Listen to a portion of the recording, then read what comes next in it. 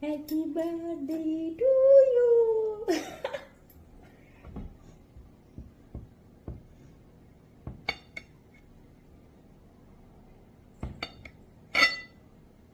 అండి, ఇన్స్టాలో బాగా వైరల్ అవుతున్న బ్రెడ్ పుడ్డింగ్ అయితే ఈరోజు ఇంట్లో అయితే చేశాను. భలే వచ్చింది, నాకైతే భలే నచ్చింది. ఏదో వస్తుందో రాదు అనుకున్నాను, బట్ చాలా టేస్టీగా ఉంది అసలు చేస్తే.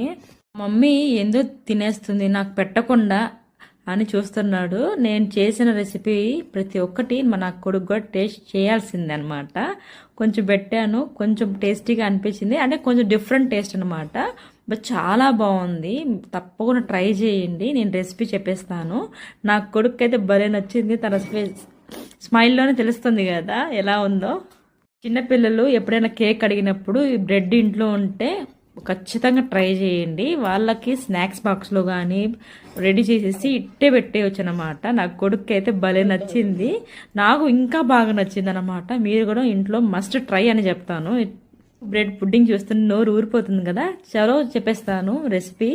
ఏం లేదు, పెద్ద మిక్సీ జార్ తీసేసుకోండి. ఇంట్లో బ్రెడ్ ముక్కలు ఉంటాయి కదా, ఆ బ్రెడ్ ముక్కల్ని మంచిగా ముక్కలు చేసేసుకొని మిక్సీ జార్లో వేసేసుకొని 1/2 కప్ పంచదార, 2 ఫ్లేవర్ కోసం ఇలాచి అంటే యాలుక్కాయలండి. నా దగ్గర వెనిలా ఫ్లేవర్ అయితే లేదు, నా దగ్గర మిల్క్ మేడ్ అయితే ఉంది, నేను వేసాను. మీ దగ్గర లేకపోతే స్కిప్ చేసేయవచ్చు.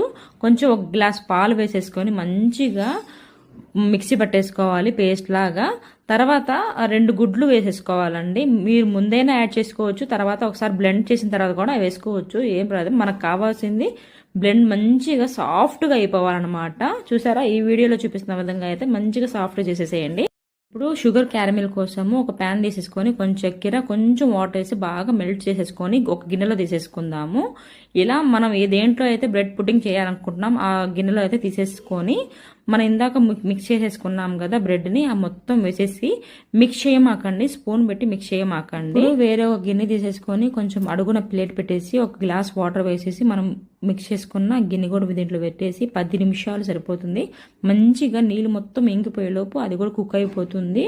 మనకి కుక్ అయిందా లేదా అని తెలుసుకోవాలంటే ఒక కత్తి కానీ టూత్ పిక్ కానీ పెట్టి ఒకసారి అంటుకోకుండా వస్తే మంచిగా కుక్ అయిపోయినట్టు ఇలా చెక్ చేసుకొని ఆఫ్ చేసుకొని, ఒకవేళ కుక్ అవ్వకపోతే ఇంకొంచెం వాటర్ వేసి ఇంకో 5 నిమిషాలు పెట్టుకున్నా ఏం పర్వాలేదు. ఇప్పుడు దీన్ని 5 నిమిషాలు చల్లారం చేసుకొని పైనుంచి ఒక ప్లేట్ పెట్టేసి తిరగదింపి చేసేయాలి అండి.